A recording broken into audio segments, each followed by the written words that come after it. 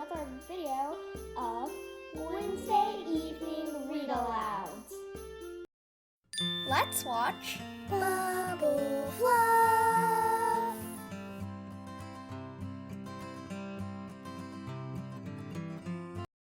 Hey guys, it's Ella. And Evie. And this is our channel, Bubble Fluff! And today we're going to be reading from where we left off last time in Harry Potter and the Sorcerer's Stone by J.K. Rowling. So let's Get to it. So I'm just going to start from where we left off last time now. So here we go. It was very cold outside the car. Uncle Vernon was pointing at what looked like a large rock way out at sea. Perched on top of the rock was the most miserable little shack you could imagine. One thing was certain, there was no television in there.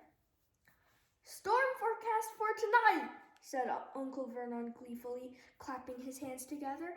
"And this gentleman's kindly agreed to lend us his boat."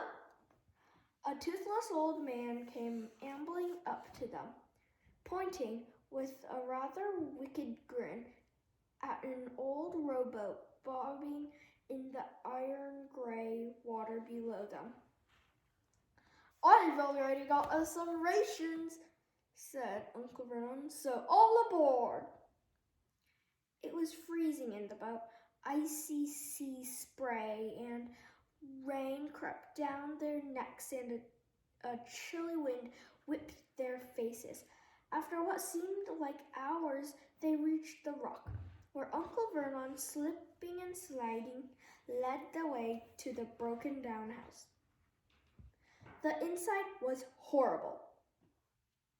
It smelled strongly of seaweed. The wind whistled through the gaps in the wooden walls, and the fireplace was damp and empty.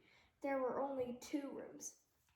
Uncle Vernon's rations turned out to be a bag of chips each and 4 bananas.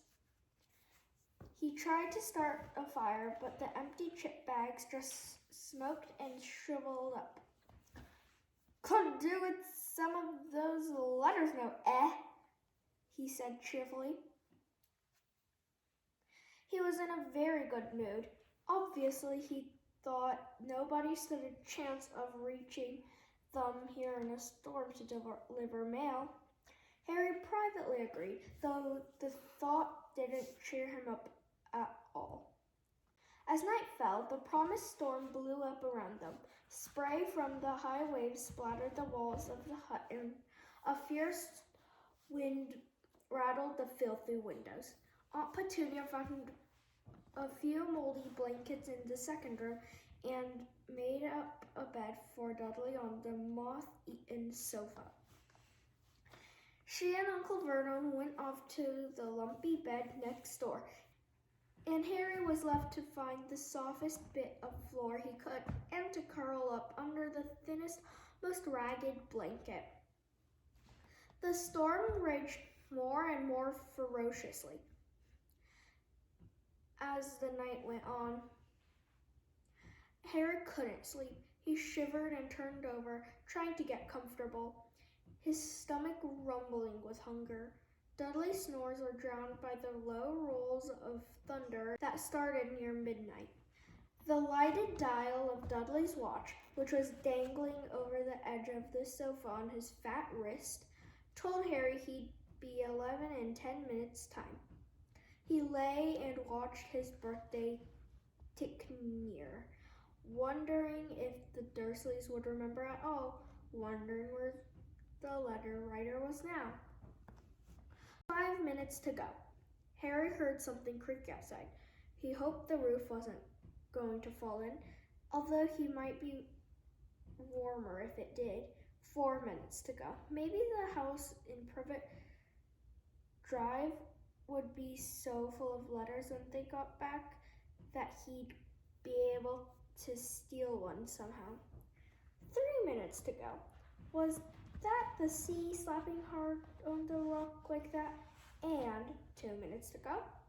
What was that funny crunching noise?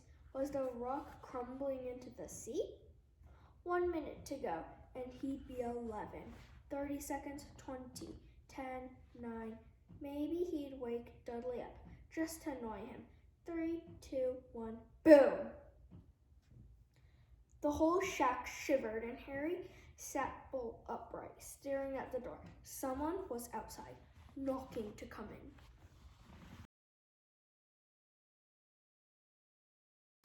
Boom! They knocked again. Dudley jerked awake. "Where's the cannon?" he said stupidly. There was a crash behind them, and Uncle Vernon came skidding into the room. He was holding a rifle in his hands. Now they knew what had been in the long, thin package he had brought with them. "Who's there?" he shouted. "I warn you, I'm armed." There was a pause, then smash!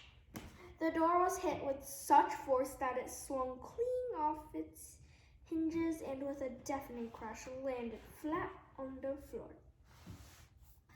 A giant man was standing in the doorway.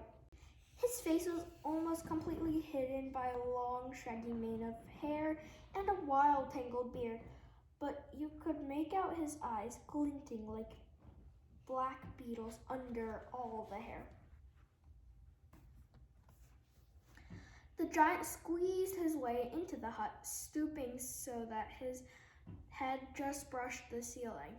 He bent down, picked up the door, and fitted it easily back into its frame. The noise of the storm outside dropped a little. He turned to look at them all. "Couldn't make us a cup of tea, could ya? It's not been an easy journey." He strode over to the sofa where Dudley sat frozen with fear. "Budge up, you great lump," said the stranger. Dudley squeaked and ran to hide behind his mother, who was crouching, terrified, behind Uncle Vernon. "And here's Harry," said the giant. Harry looked up into the fierce, wild, shadowy face and saw that the beetle eyes were crinkled in a smile.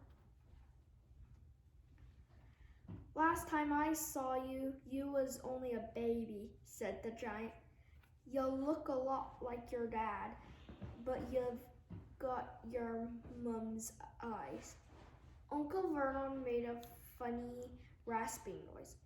"I demand that you leave at once, sir," he said. "You are breaking and entering." "Ah, shut up, Dursley, you great prune," said the giant. He reached over the back of the sofa, jerked the gun out of Uncle Vernon's hands, bent it into a knot as easily as if it had been made of rubber, and threw it into a corner of the room. Uncle Vernon made another funny noise, like a mouse being trodden on. "Anyway, Harry," said the giant, turning his back on the Dursleys, "a very happy birthday to ya. Got some up for ya here. I might have sat on it at some point, but it'll taste all right." From inside pocket of his black overcoat, he pulled a slightly squashed box. Harry opened it with trembling fingers.